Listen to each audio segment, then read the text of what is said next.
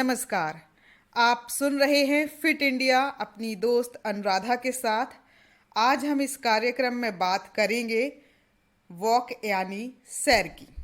दोस्तों, तन मन धन तीनों की सुरक्षा चाहते हैं तो हमारे लिए चलना बहुत ज़रूरी है। सुबह शाम की नियमित सैर करने से हमारा शरीर सक्रिय रहता है। शरीर के सक्रिय रहने से मूड अच्छा रहता है और मूड अच्छा रहने से बीमारियों की गिरफ्त में आने की आशंका कम होती है और हर साल बीमारियों पर होने वाला खर्चा बच जाता है। तो फिर चलिए बात करते हैं सैर करने की आदत के बारे में आज की हमारी एक्सपर्ट से।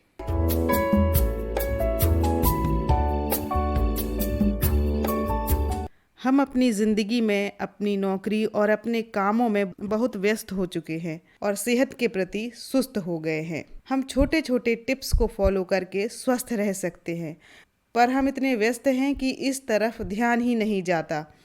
आज हम बात करेंगे नवदीप जी से, जिन्होंने अपने स्पोर्ट्स करियर में बॉल बैडमिंटन में जूनियर और सीनियर मिलाकर 13 नेशनल्स खेले हैं, जो कि अपने सेहत के प्रति बहुत जागरूक हैं और दूसरों को भी सचेत करती हैं। सुबह और शाम की सैर इनकी ज़िंदगी का अहम हिस्सा है। तो आइए हम इनसे सैर के बारे में जानते हैं, हमारे लिए सैर कितनी फ़ायदेमंद है। नवदीप जी, आपका हमारे इस कार्यक्रम में बहुत बहुत स्वागत है। बहुत बहुत धन्यवाद अनुराधा जी, आपका मुझे इनवाइट करने के लिए। जी मैं आपके इस प्रोग्राम के थ्रू मैं आपके सभी श्रोताओं का धन्यवाद करती हूँ, इस्तकबाल करती हूँ उनका। सैर, जिस तरह आपने कहा कि हम अपने जीवन में बहुत व्यस्त हो चुके हैं, आजकल हमारी जो ज़िंदगी है, हम जो वर्क स्टाइल भी है हमारा, वो भी बहुत सेडेंट्री हो चुका है। वो भी आप ज़्यादातर युवाओं को देखिए, वो बैठकर काम करते हैं, कंप्यूटर पे काम करते हैं, फ़ोन पे काम करते हैं। सोशल मीडिया हमारी ज़िंदगी का इतना मज़बूत और इतना अहम हिस्सा हो गया है कि हमें खुद भी नहीं पता चलता कि हम अपनी सेहत के प्रति उदासीन कब हो गए। तो जैसे कि हम आपके बारे में जितना जानते हैं, आप एक स्पोर्ट्स पर्सन हैं। सैर के बारे में आज हम खासकर बात करना चाहते हैं। तो सबसे पहले तो ये बताएं कि सैर कितना ज़रूरी है हमारे लिए। अनुराधा जी, सैर उतनी ही ज़रूरी है हमारे लिए जितना कि खाना खाना, जितना कि हमारे लिए सांस लेना ज़रूरी है, उतना ही हमारे लिए सैर भी महत्वपूर्ण है। मगर विडंबना यही है कि हम लोग सैर को उतनी अहमियत दे नहीं रहे हैं जितनी हमें देनी चाहिए। थोड़ा सा बताएं कि क्या क्या फ़ायदे होते हैं सैर करने से। मुझे लगता है कि सैर एक ऐसी चीज़ है जिसके बारे में हम फ़ायदे तो सभी जानते हैं, लेकिन कहीं ना कहीं हम सुस्त हो गए हैं अपनी सेहत के प्रति।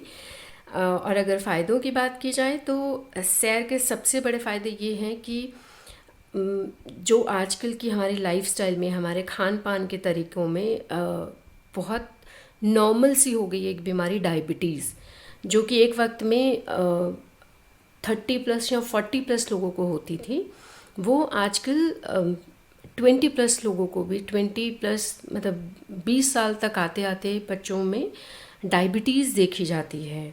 उनमें हृदय रोग और कई तरह के तनाव तो बहुत ऐसे ज़िंदगी का हिस्सा बन गया है, मानो कि हर जगह तनाव ही तनाव दिखाई देगा आपको। तो सैर करने के बहुत सारे फ़ायदे हैं। एक, वो आपको डायबिटीज़, जिसको हम दूसरी भाषा में शुगर होना बोल देते हैं, डायबिटीज़ में ये फ़ायदा देती हैं। आपको हृदय रोगों से दूर रखती है। अगर आपकी बॉडी में कहीं पेन है तो वॉक करने से आपकी वो पेन धीरे धीरे चली जाती है। आपको तनाव में राहत मिलता है। महिलाओं में ब्रेस्ट कैंसर में भी इसमें लाभ होता है, ब्रेस्ट कैंसर से बचाव में लाभ होता है। अगर आप रेगुलर वॉक करते हैं, रोज़ाना सुबह की सैर करते हैं, तो महिलाओं में जो ब्रेस्ट कैंसर होता है वो होने के चांसेस जो हैं वो काफ़ी कम हो जाते हैं, क्योंकि तनाव कम हो जाता है, डायबिटीज़ कम हो जाती है और दूसरे रोग आपसे दूर रहते हैं। तो जाहिर सी बात है, अगर दूसरे रोग आपसे दूर रहेंगे, तनाव आपसे दूर रहेगा, आप तनाव से दूर रहेंगे, तो इस तरह, क्योंकि बीमारियां एक दूसरे से कहीं ना कहीं कनेक्ट होने लगती हैं, तो इस तरह से हम महिलाओं में ब्रेस्ट कैंसर और पुरुषों में प्रोस्टेट कैंसर होने के चांसेस को भी हम कम कर सकते हैं। ये वो फ़ायदे हैं जो विजिबल फ़ायदे हैं। इनविजिबल फ़ायदों में अगर आप बात करें तो लोग महंगी महंगी क्रीमें लगा के अपनी स्किन को खूबसूरत बनाने की कोशिश करते हैं। सैर एक ऐसी चीज़ है, जब आप ताज़ी हवा इन्हेल करते हैं, ताज़ी हवा में चलते हैं, तो आपका ब्लड सर्कुलेशन बहुत अच्छा होता है और आपके चेहरे पे एक रौनक, एक चमक आती है। जी, आपने बहुत अच्छे से सैर करने के फ़ायदों के बारे में हमें बताया। कई बार जब मैं भी सिस्टम पर काम कर रही होती हूँ और एकदम से ऐसा लगने लगता है कि अब ये काम करना मुश्किल हो रहा है, तो ऐसा लगता है कि 2 मिनट वॉक करके आते हैं। बिल्कुल, आप घर के अंदर ही, अगर आप बाहर नहीं जा सकती हैं, आपकी बाहर निकलने में आपको थोड़ी दिक्कत हो रही है, तो एटलीस्ट आप अपनी बालकनी में, आप अपने, अगर आपके पास इतना इनफ स्पेस है कि आप चहलकदमी कर सकें घर के अंदर ही, तो आप अपने काम से ब्रेक लेके 5-7 मिनट का वॉक कीजिए। जी, और उससे हमें ऑक्सीजन भी पर्याप्त मात्रा में मिलती जी है। बिल्कुल, मैंने जैसे बोला कि सुबह की सैर जो है वो आपके शरीर के लिए, आपकी मानसिक संतुलन के लिए, आपके पूरे ऑर्गन्स के लिए, आपकी आत्मा के लिए वो अमृत का काम करती है। जी, हमें ये बताएं कि कितनी देर हमें वॉक करना चाहिए। अनुराधा जी, अगर हम शुरुआती दौर में बात करें, जब आप शुरू करें एकदम से, मैं ये नहीं कहूँगी कि अगर आपने आज वॉक शुरू किया है तो आप सीधा ही 5 किलोमीटर या 10 किलोमीटर चलना शुरू कीजिए। नहीं, वो नहीं। तो औसतन माना जाता है जो सबसे बेहतर तरीका है वो, आजकल हमारे पास बहुत सारे इक्विपमेंट आ गए हैं, स्मार्ट वॉच आ गई है और कई तरह के इक्विपमेंट है जिनको आप अपनी कलाई पे बांध के आप अपने कदमों को नाप सकती हैं। तो एक आइडियल जो माना जाता है वो, आप सुबह वॉक करते समय आप 10,000 कदम तो कम से कम चलिए। वो 10,000 कदम आप मान के चलिए। शुरुआत में आप 10,000 ना करके आप 4,000, 5,000 इस तरह से धीरे धीरे बढ़ाइए और आप मान के चलिए कि ये 10,000 जो कदम है वो आपके 6 से 7 किलोमीटर को कवर करते हैं। तो ये एक आइडियल, एक बेहतर तरीका है। आप इतना वॉक कीजिए, आप देखिए आपके जीवन में कितने सारे बदलाव आएंगे, ना सिर्फ आपकी सेहत में बल्कि आपके सोचने के तरीके में भी बहुत फ़र्क आएगा। आप सकारात्मक ऊर्जा से भर जाएंगे, आप मुश्किल वक्त को बहुत अच्छे से हैंडल कर पाएंगे।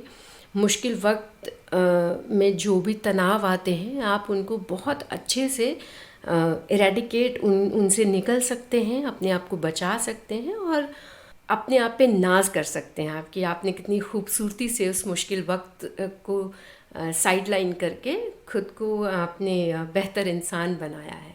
तो सैर मात्र सैर नहीं है, ये मैंने पहले भी बोला था कि ये आपकी आत्मा को भी उतना ही सुकून देती है। जी, सैर करने का कोई निश्चित समय है जिसमें हमें खास लाभ होता है?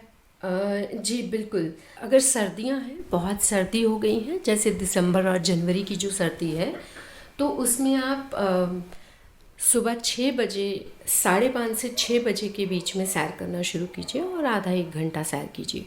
और अगर गर्मी है और मौसम ठीक है, अनुकूल है, तो आप मान के चलिए अगर आप सुबह 4 बजे सैर करती हैं, 4-4:30 बजे भी अगर आप सैर करती हैं, तो ये आपके लिए पर्याप्त है और बहुत ही बेहतरीन समय है जिसको बोला जाता है ब्रह्म मुहूर्त। तो ये जो ब्रह्म मुहूर्त होता है, इसमें एक आध्यात्मिक ऊर्जा भी आपको मिलती है। तो आप मान के चलिए कि सुबह 4 बजे से लेके सुबह 5:30 बजे तक सैर का सबसे बेहतरीन समय होता है। जी, नवदीप जी, आपने बहुत ही अच्छी जानकारी साझा की है और आपसे बात करके मुझे भी ऐसा लग रहा है कि सकारात्मक ऊर्जा का प्रवाह हो रहा है। आपका बहुत बहुत शुक्रिया।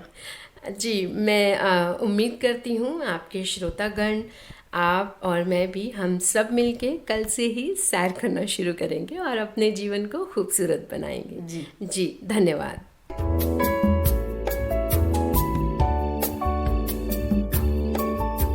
नवदीप जी ने बहुत ही खूब कहा है कि सैर करने के अनगिनत फायदे हैं जो धीरे धीरे हम भूलते जा रहे हैं। दोस्तों, यदि हम हर रोज सूरज के प्रकाश में सैर करते हैं तो शरीर में विटामिन डी का स्तर सुधारने में भी मदद मिलती है।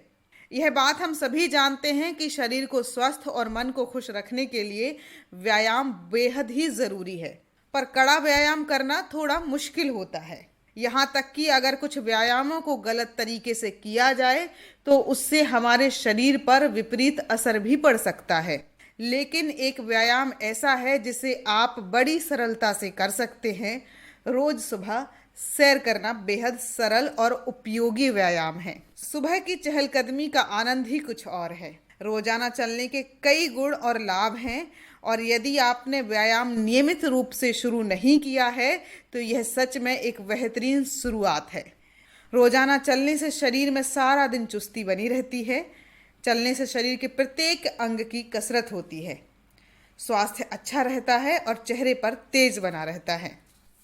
दोस्तों, सुबह की सैर के तो कई फायदे हैं।